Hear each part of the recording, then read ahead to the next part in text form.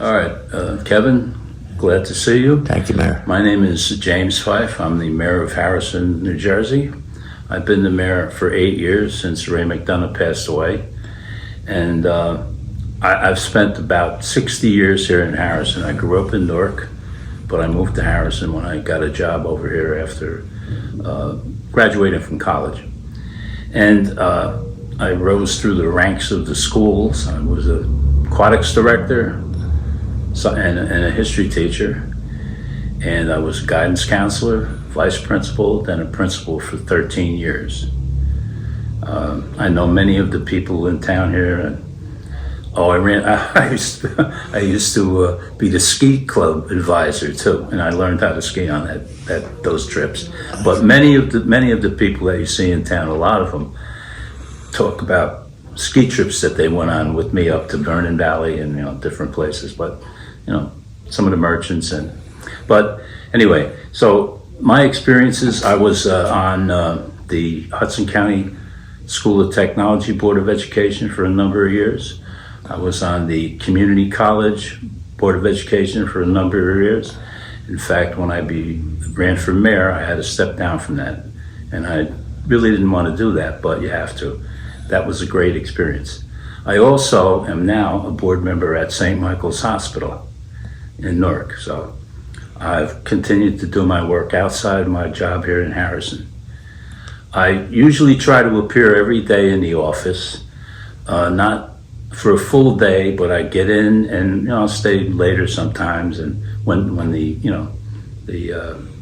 necessity, when it's a necessity. But the pay is high.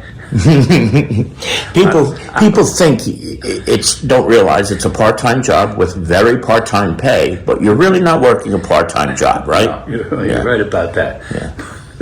But anyway, if I report what my pay is, everybody's going to laugh, and maybe Mr. Milan might drop out after he must think I would make $100,000 a year. But anyway, so. But it's a great job.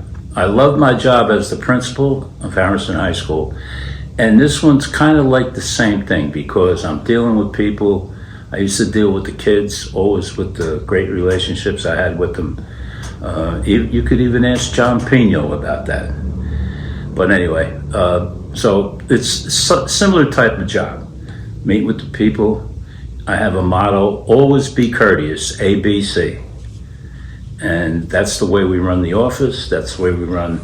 If you check with the developers, the construction code officials, we've had no complaints, and there's 12 buildings have gone up from the developers dealing with the construction code officials. They said they're great guys. Many of them deal with other towns, and they say it's not the same like coming to Harrison. Said this is a great place to work and great place to continue building our buildings. Well, actually, that was a holdover from the Ray McDonough days. I said Raymond always had his door open. You could call him. He didn't put you off. I say a little bit about Frank Rogers. If you try to make an appointment with Frank, he usually was after 5 o'clock, and usually had to wait. He was a busy man, but he would never give you an appointment the same day you called. It would be 2-3 days later. Maybe he was doing research as to what you were coming to see him about, but so that might have been good. But what the open door policy is, a follow-up of Ray McDonough. He had his door open, and I believe in that. I think your mayor should be, if he's there, I take phone calls from people. I don't screen them. If I'm not here, I'll call them back. I try to call them back on the same day as they made the call, if I can. So it's something that I learned from Raymond, and I'm going to carry it on.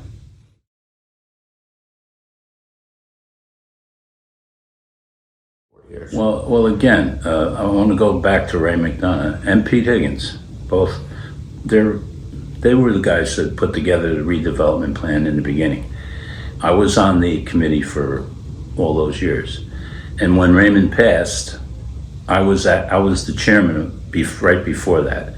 He had said, "No, I'm tired of being chairman. I mean, let's make somebody else," and they made me chairman, the board. And what I'm proud of is I've continued doing what those guys dreamed, and we built a lot of nice buildings. We got a lot of nice people living down there. We have a hotel, but I think that, like, the last 4 years, I think the major accomplishments were that we were governed by the DCA for like 10 years. And in 2016, we kicked the DCA out of here. We became a self-sufficient town. We ran all of the people here. I'm very proud that the people that work here, all of the people that work here, the CFO and our attorneys and the staff, the clerks and everybody chipped in, and they did their jobs, and they did a great job. And we now have our budgets are balanced. Our taxes have been going down since 2016. I even checked Mr. Milan's houses. His taxes went down in those years. And all over town, people, their taxes have been reduced. Now, can they go lower? Well, probably, but there were some things we needed. We needed to upgrade the fire department. We now we had 28 firemen, we now have 43. Upgrade the police department. We had 38 policemen, we now have 54. Fire equipment, we have a new hook and ladder, 2 new pumpers, brand new, all paid for cash. We have incurred no debt since 2016, municipal debt. I don't think, in fact, this year we were one of the 30 towns that reduced our municipal budget. 30 out of the 500 plus towns in New Jersey that reduced our budget. That's a small figure. That's a Certainly, small number. 30 out of 500, it's pretty good. Yeah. But we were one of the towns that reduced our municipal budget. So we're very proud of our record like that. We've improved the DPW. We bought new equipment for them, all cash. Anything we've bought, we paid cash for. We've repaved roads through grants from the state, plus some of our own money.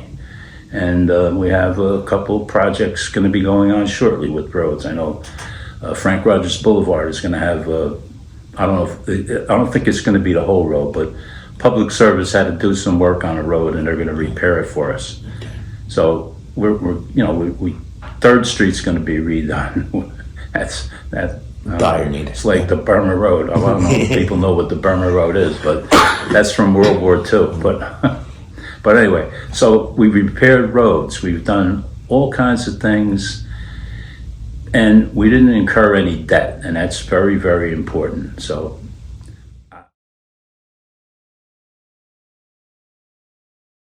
next year, the next 4 years, we bought some properties with monies that we got from the developers for affordable housing. And we're going to purchase some more lots, hopefully, at market prices. We don't go and try to take the land from anybody. We negotiate with them and get good contracts with them, and they're happy to sell the properties. We don't have to go condemnation or anything like that. We've never done that.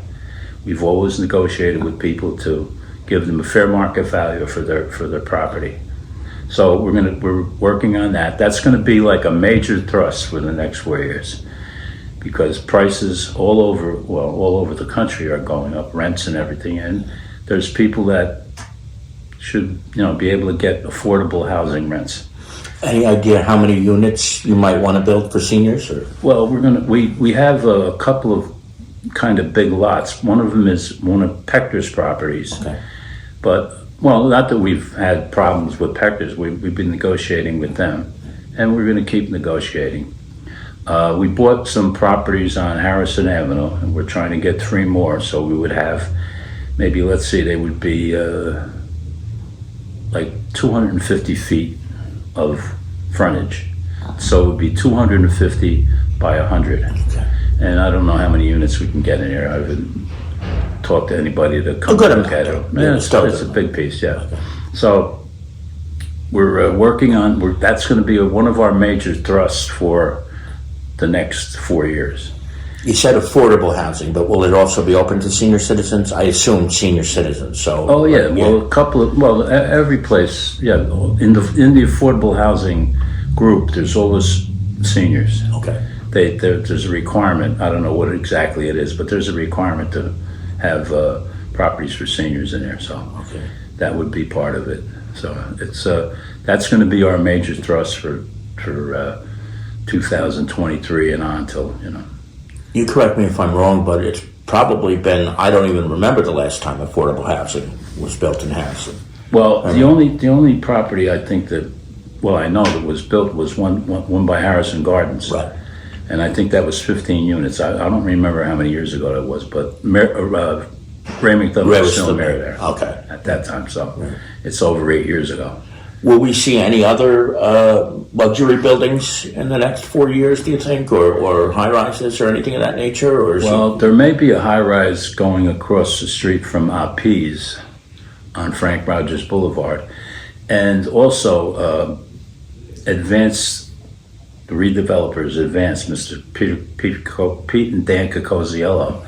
They're building a building now on Lot D, down right next to Red Bull Arena. And they also own 2 other lots there, which they have plans for. They haven't finished what they want to do with them yet, but they have general ideas. And they're going to start building there, I guess, maybe after they finish building D, Okay. which they're working diligently on. Yeah. And that probably would bring another $1 million to the town of Harrison. So. Wow.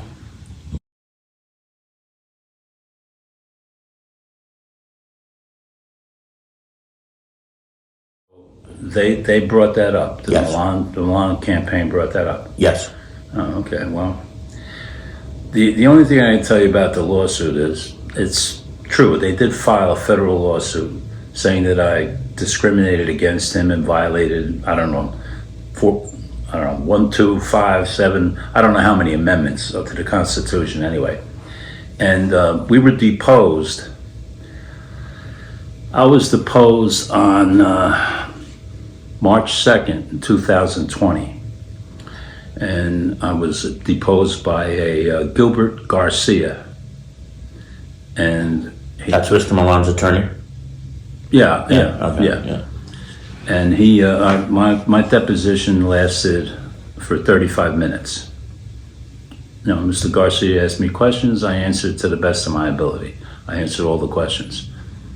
Later in April, I think it was April 7th, Mr. Milan was deposed by Greg Castano, our attorney. And that deposition took 4 hours. And I'm not going to I don't want to characterize Mr. Milan's either knowledge or whatever of what he was talking about, but there were a lot of fibs, and there was one major lie in his testimony. What was that?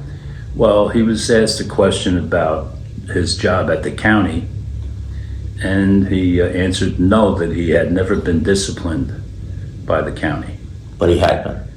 Well, we knew he had been disciplined, but I filed an OPA request to find out, like how many days did he get suspended and what was the cause of the suspension. And I got an answer back from the county, from Neil Carroll, who runs that office over there, that we weren't allowed to ask that question, and they denied the OPA request. And I kind of forgot about it, because, that election was over and he lost another one. By the way, in retrospect, looking at elections, Mr. Milan has only won an election in Harrison when he was either on the McDonough team or the Fife team. When he ran by himself with his great campaign manager, Montclair John Pino, they lost every election. So I don't know what he's thinking, but anyway. So in the later, a couple months later, after I had asked, got sent the Oprah request, I got a document in the mail from a whistleblower who didn't give me his name. I came in a plain envelope. I opened it very carefully. Yeah, just in case. And by myself, I opened it very carefully. And I found out that it was a letter addressed, official letter addressed to Mr. Milan from his boss, Doris Toon, saying he was going to be suspended for 90 days, and then the suspension would start this time and end this time. And I called Darnice after that, and I said, Darnice, look, I just want to let you know I got this in the mail. And she said, Mayor, I didn't send you that. I said, I know, I believe you didn't send me that. I said, but is this true? And I read her the letter, and she said, well, that is the letter I sent to Mr. Milan. Okay. I said, okay. So I don't know what's going to happen, but I think we're probably going to file a lawsuit about this discrepancy. A countersuit. Yeah. Basically, yeah. Well, not a countersuit. I think he may have perjured himself under oath. This was not we swore that we were going to tell the truth, the whole truth, and nothing but the truth. And I think we have evidence that Mr. Milan may have falsified his testimony. May have, I say, because you never can tell. You go to court and things could change. Okay. And I did not bring up the lawsuit purposely because I didn't want to be bothered with that. Did you ever discriminate against him? I'm a softie. I know. Did I ever? Well, I don't think I discriminated against him because he came to see me. And let me tell you this story. He's sitting right in the chair that you're sitting in now, Kevin. And he said to me, Mayor, I came here, I want you to step down as mayor. I would like to be mayor. So I said, oh, well, what can I say? He said, well, my father was a mayor in Spain. I said, oh, okay. And the people in my town in Spain, they expect me to be the mayor. So I said, oh, okay. And Mayor McDonough said I should be the mayor. And Mayor Rogers said I should be the mayor. So I said, well, those guys aren't around, Mr. Milan. I said, now, let me say, and this was me joking with him now, but I said this to him. I said, look, tonight, when I go home and I go to bed and I go to sleep, if Mr. Rogers or Mr. McDonough come to me in my dreams, tomorrow morning I will resign. So I'm still here. So I guess Rogers and McDonough didn't call me and say, put Milan in office. So. Wow. That's his reason for running for mayor. The first time. Now, I don't know what about this time, because he hasn't been around since that election. Well, he ran again in 2019 as a councilman, and he lost that election too, John. And since then, he hasn't been around. We had a COVID shutdown here everybody knows, in 2020. We had people losing their jobs all over the place. We met with the council. We decided the schools we provided lunches for the schools. On the weekends, we provide 3 meals for students. Out of the Senior Citizen Center, we had the people come in, the people that work there. They provided lunches. We sent them out to the senior citizens. We also set up a food bank with Holy Cross Church, and we used to distribute it out of the church, but the church, the amount of food that was being delivered to us was too much for the church to hold. Wow. So we had to move it, and we moved it to the Elks. And we use the Elks parking lot. We have 2 food distributions a month at the Elks parking lot, where we have 250 to 300 families come to get food. We also we've got affiliated with Hunger Free, a agency from Bayonne, and they come once a month on a Saturday, the second Saturday of the month. And we help them distribute food. We use the same group, the volunteers that we have. And I also want to say, Mr. Milan's running mates, Mr. Acevedo and Mr. Carrion, helped us enormously. They come sometimes. They don't come every time, but they come sometimes especially the Saturday distributions. And in fact, Paul Silva, who donated $4,000 to the last Milan campaign, and Mr. Carrion and Mr. Acevedo have donated 200,000 pounds of food, 2 trailer loads for us to help them distribute. So they've been very active with us in the food distribution. And as far as COVID concerned, our health department, along with the school nurses, vaccinated numerous people. And actually, percentage-wise, we were number 2 in the county of Hudson.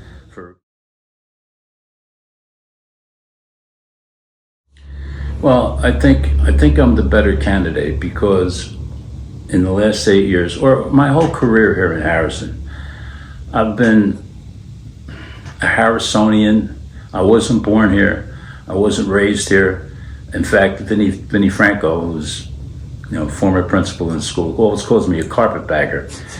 So, but I don't know if people know what that term means. But anyway, but I've met with the people. I have no qualms with them. I don't fight with them. I talk to them.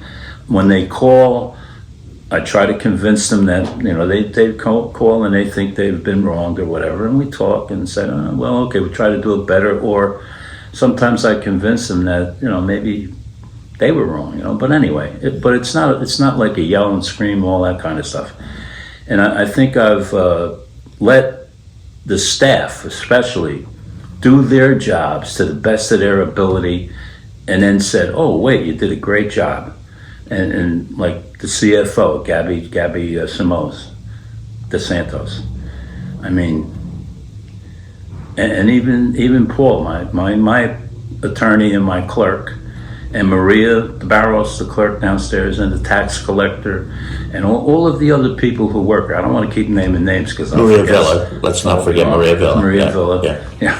I don't want to name, even Tommy Dallahan. Yes. Does a great job. But, so I don't want to keep naming names because I'm going to forget somebody. No, but you're only as good as the people you surround yourself with. Most leaders would say that. You would agree with that, wouldn't you? Oh, yeah. And they seem to love working for me. I've heard a couple of them say, in fact, my retired secretary, Joan, told me, she said, I loved working for Raymond, but I loved working for you more. So. That speaks volumes. Mayor Fife, thank you. Good luck. Thanks, Kevin. It's a pleasure.